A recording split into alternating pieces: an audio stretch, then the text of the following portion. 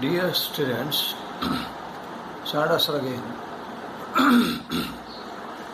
We have been discussing about the parts of speech. As you have been already told that there are 8 conventional, but grammar goes on changing, so that some people say 9, and 9th part of speech according to them is articles. Yesterday we discussed about the describing words, adjectives, and today perhaps the most important part of speech, and that is verbs. The matter of fact is, verb itself is a noun. Verb itself is a noun.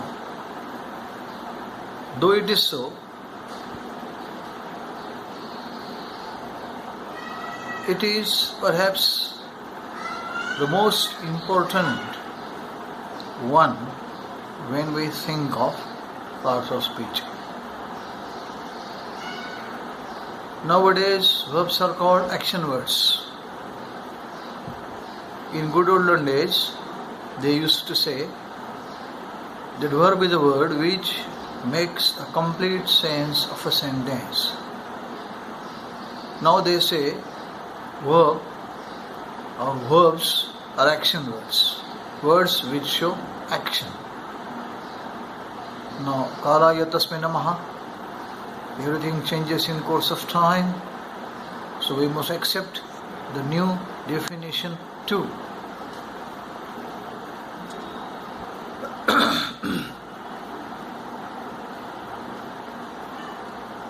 Lihne, write, to write. Padne, to run. Khane, to eat. So these are actions, and these are action showing words. When it comes to verbs, there are many sub-kinds of verbs, but the most important one, main verbs and helping verbs. Now, helping verbs, some people call them auxiliaries. Although there is some kind of difference in auxiliaries and helping verbs, we call them with both the names. Now, main verbs have 3 forms, rather 4 forms: V1, V2, V3, and some people say V4.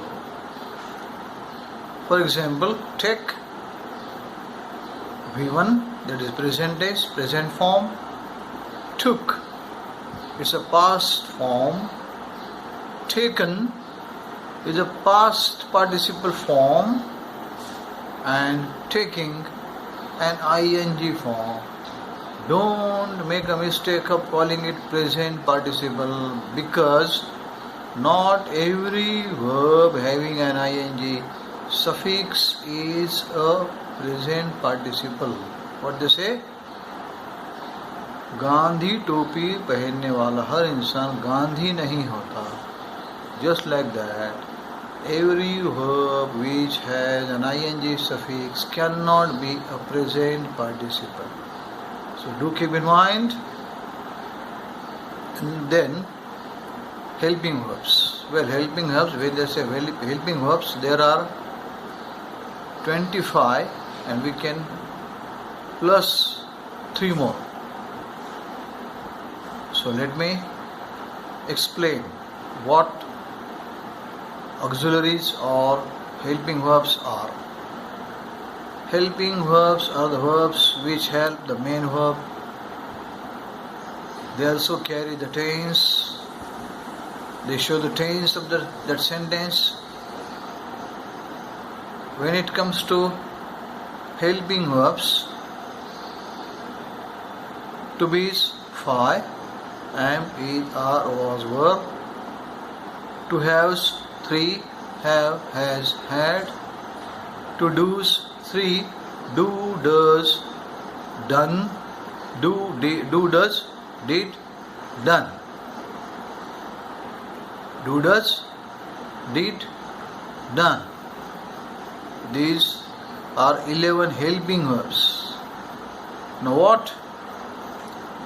The other 11 we call the modals: will, would, shall, should, can, could, may, might, must, had to, and ought to. Past tense of ought to is also had to.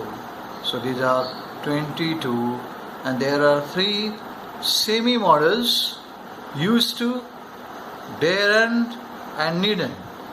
So these are 25 helping verbs in English.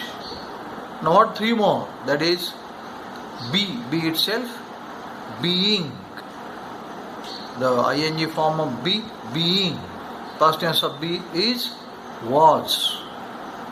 And one more, maybe do, does, did, done, and one more we can add, doing. So these are the helping verbs in English. In my next part, I will tell you something more about verbs. Till then, thank you.